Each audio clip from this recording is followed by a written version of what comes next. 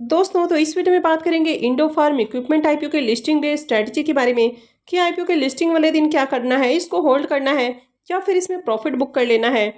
और इसके अलावा जो बाकी के मेन बोर्ड आईपीओ हैं उनके भी प्रीमियम को देखेंगे। इसी बीच जो एक और आईपीओ है क्वाड्रेंट फ्यूचर टेक आईपीओ, इसका भी ग्रे मार्केट में प्रीमियम ओपन हो चुका है और काफ़ी हाई प्राइस के ऊपर इसका प्रीमियम ओपन हुआ है।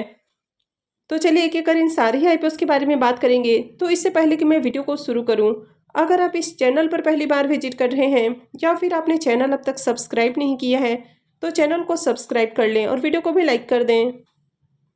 तो पहले बात कर लेते हैं स्टैंडर्ड क्लास लाइनिंग आईपीओ के बारे में। तो ये जो आईपीओ है ये 6 जनवरी से यानी कि कल से ही खुलने वाला है और ये 8 जनवरी को क्लोज होगा। आईपीओ में फेस वैल्यू 10 रुपये पर शेयर है। बुकिंग प्राइस 140 है और 107 शेयर्स का लॉट रखा गया है। आईपीओ के साइज को देखें तो आईपीओ 410 करोड़ का है यानी कि 410.05 करोड़ का है, जिसमें 210 करोड़ के फ्रेश इशू हैं और 200.05 करोड़ का ऑफर फॉर सेल रखा गया है। ये मेन बोर्ड आईपीओ है तो कंपनी एनएससी और बीएससी के ऊपर लिस्ट होने वाली है। आईपीओ में रिजर्वेशन पोर्शन को देखें तो आईपीओ में क्यूआईबीज के लिए 50% का पोर्शन है, रिटेलर्स के लिए 35% और एचएनआईज के लिए 15% का पोर्शन रखा गया है। अब इसके प्रीमियम को देखें तो इसका प्रीमियम 97 रुपीज़ के ऊपर ट्रेड कर रहा है और आईपीओ में 107 शेयर्स का लॉट है। तो आईपीओ से 10,379 रुपये एक लॉट से प्रॉफिट हो सकता है। प्रीमियम को देखें तो प्रीमियम 69% के ऊपर देखने को मिल रहा है, तो प्रीमियम काफ़ी हाई प्राइस के ऊपर देखने को मिल रहा है। और जिस तरह से इस आईपीओ की अभी से ग्रे मार्केट के अंदर डिमांड है, तो आईपीओ में बम्पर एप्लीकेशंस लगने वाला है, क्योंकि आईपीओ को भी देखें तो आईपीओ भी 410 करोड़ का है, प्रीमियम भी हाई प्राइस के ऊपर देखने को मिल रहा है, तो इस आईपीओ को आगे टारगेट किया जा सकता है। नेक्स्ट आईपीओ है क्वाड्रेंट फ्यूचर टेक आईपीओ।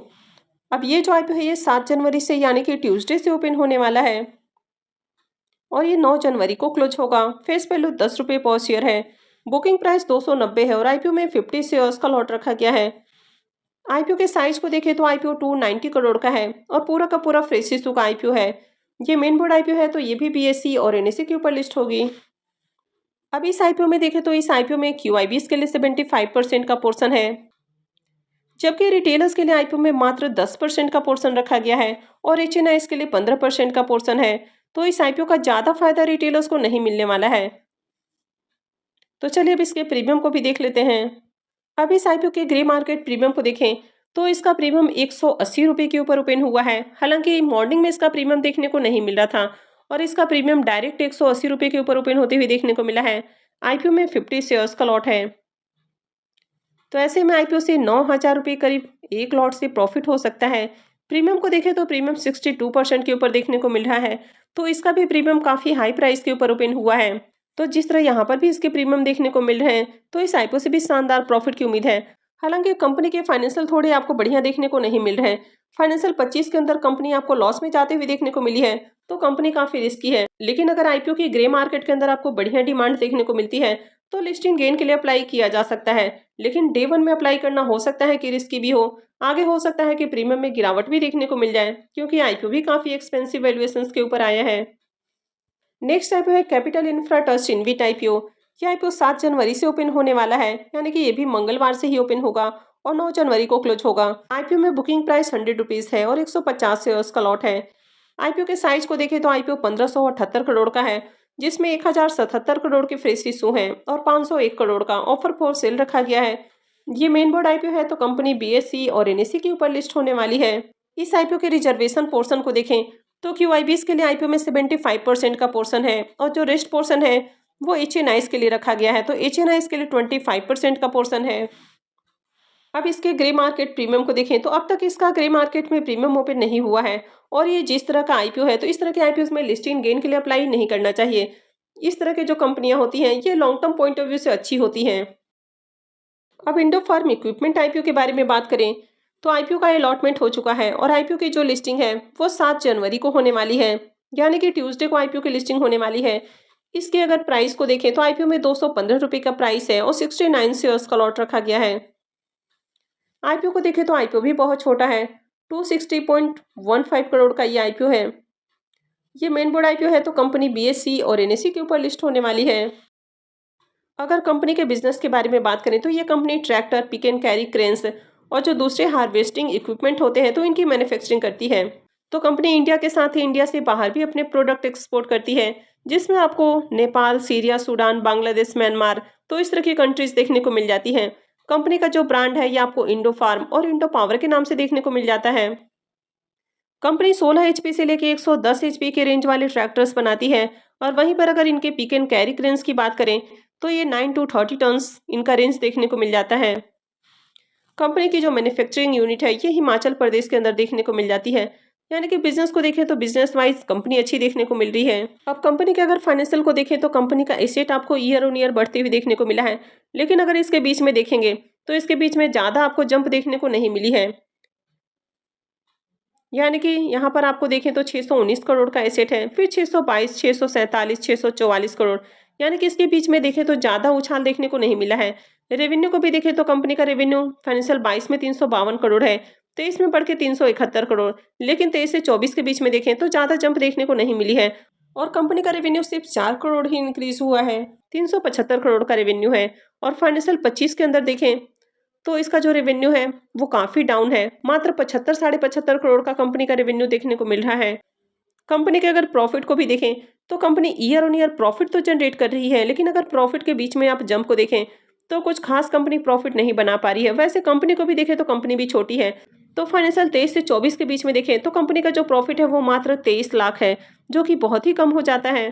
तो कंपनी ज़्यादा प्रॉफिट नहीं बना पा रही है। और फाइनेंशियल 25 के अंदर देखें तो कंपनी का जो प्रॉफिट है इसमें बहुत ज़्यादा गिरावट देखने को मिली है। कंपनी ने 2.5 करोड़ से भी कम का प्रॉफिट जनरेट किया है। और कंपनी के ऊपर अगर कर्ज को भी देखें तो कंपनी के ऊपर कर्ज भी थोड़ा ज़्यादा देखने को मिल रहा है। यानी कि कंपनी के फाइनेंशियल ज़्यादा अट्रैक्टिव नहीं है, छोटी कंपनी है। और फाइनेंशियल 24 से ही देखें तो कंपनी का रेवेन्यू आपको डाउन देखने को मिल रहा है, और यही रीजन है कि कंपनी का प्रॉफिट भी आपको डाउन देखने को मिला है। तो कंपनी का फाइनेंशियल भी वीक है। अब यहाँ पर अगर आप देखें तो छोटी कंपनी 1000 करोड़ की वैल्यूएशंस वाली कंपनी देखने को मिल रही है। आरओई और आरओसी नंबर को देखें तो दोनों ही काफ़ी डाउन है। कंपनी के ऊपर डेट भी ज़्यादा है। रिटर्न और नेटवर्थ को देखें तो ये भी काफ़ी लो है, और पैट मार्जिन भी लो देखने को मिल रहा है। अब यहाँ पर एक चीज़ आपको ज़्यादा देखने को मिल रहा है कि कंपनी काफ़ी ज़्यादा एक्सपेंसिव वैल्यूएशंस के ऊपर आईपीओ लेकर आई है। इसका पी मल्टीपल 54.39 का है, यानी कि स्कॉट से भी ज़्यादा हाई वैल्यूएशंस के ऊपर कंपनी आईपीओ लेकर आई है। अब इसके प्रीमियम को देखें तो इसका प्रीमियम 96 रुपीज़ के ऊपर ट्रेड कर रहा है। आईपीओ में बुकिंग प्राइस 215 है, तो ऐसे में आईपीओ की लिस्टिंग 311 रुपये के अराउंड हो सकती है। आईपीओ में 69 शेयर्स का लॉट है, तो ऐसे में आईपीओ से 6,624 रुपये एक लॉट से प्रॉफिट हो सकता है। प्रीमियम को देखें तो प्रीमियम 45% के राउंड ट्रेड कर रहा है, तो इस आईपीओ से भी शानदार प्रॉफिट की उम्मीद है। ओवरऑल देखा जाए तो मार्केट में भी आपको स्ट्रेंथ देखने को मिल रहा है, यानी कि अभी भी मार्केट देखें तो बुलिश देखने को मिल रहा है। तो आईपीओ की लिस्टिंग भी बढ़िया हो रही है, तो ऐसे में इस आईपीओ से भी बढ़िया प्रॉफिट की उम्मीद है। अब अगर आपने आईपीओ में लिस्टिंग गेन के लिए अप्लाई किया है तो लिस्टिंग के साथ ही प्रॉफिट बुक नहीं करना है, थोड़ी देर वेट करना ज़्यादा अच्छा होता है। हो सकता है कि और ज़्यादा आपको प्रॉफिट मिल जाए। लिस्टिंग के बाद अगर इसमें जंप देखने को मिलता है, अगर 5% का अपर सर्किट लगता है जैसे कि ममता मशीनरी के अंदर देखने को मिला था, तो हो सकता है कि प्रॉफिट आपका और ज़्यादा इंक्रीज हो जाए। लिस्टिंग के बाद थोड़ा सा वेट करना, देखना है कि किस तरह का प्राइस सेक्शन बन रहा है। अगर इसमें तेजी देखने को मिलती है तो फिर बने रहना है। अगर आपने आईपीओ में लिस्टिंग गेन के लिए अप्लाई किया है और लिस्टिंग के साथ ही इसमें लगातार आपको सेलिंग प्रेशर देखने को मिलता है, तो फिर आपको भी होल्ड नहीं करना है, क्योंकि कंपनी देखे तो फंडामेंटली आपको बहुत स्ट्रांग देखने को नहीं मिल रही है। कंपनी के फाइनेंशियल ज़्यादा अट्रैक्टिव नहीं है। तो अगर आपको जो भी प्रॉफिट मिल रहा है तो प्रॉफिट बुक करें और एग्जिट करें। अगर आप लॉन्ग टर्म इन्वेस्टर हैं तो मुझे नहीं लगता कि अभी से आपको लॉन्ग टर्म के लिए जाना चाहिए, क्योंकि कंपनी काफ़ी एक्सपेंसिव वैल्यूएशंस के ऊपर आती हुई देखने को मिली है। लिस्टिंग के बाद ज़्यादा चांसेस है कि यहाँ पर भी आपको करेक्शन देखने को मिल जाए। और इसके अलावा कंपनी का बिजनेस मॉडल ना तो यूनिक है, ना ही कंपनी ज़्यादा फंडामेंटली स्ट्रांग देखने को मिल रही है कि इसको अभी से लॉन्ग टर्म के लिए होल्ड किया जाए। अब इस तरह की कंपनियां जब मार्केट में लिस्ट होती है तो ज़्यादातर यहाँ पर ऑपरेटर ही इसको ऑपरेट करते हुए देखने को मिलते हैं। यानी कि कभी ये स्टॉक आपको अपर सर्किट के अंदर देखने को मिल जाता है, कभी आपको लोअर सर्किट के अंदर देखने को मिलता है। तो अगर आपको अलॉटमेंट मिली है तो प्रॉफिट बुक करें और एग्जिट करें।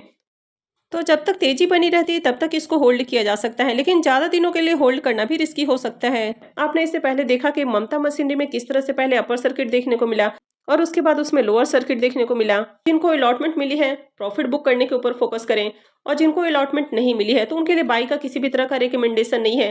कोई बहुत अच्छी कंपनी नहीं है, ऑपरेटर ड्रिवन स्टॉक हो सकता है, तो इससे दूर ही रहना ज़्यादा अच्छा है। और आगे हो सकता है कि यहाँ पर भी आपको करेक्शन देखने को मिल जाए।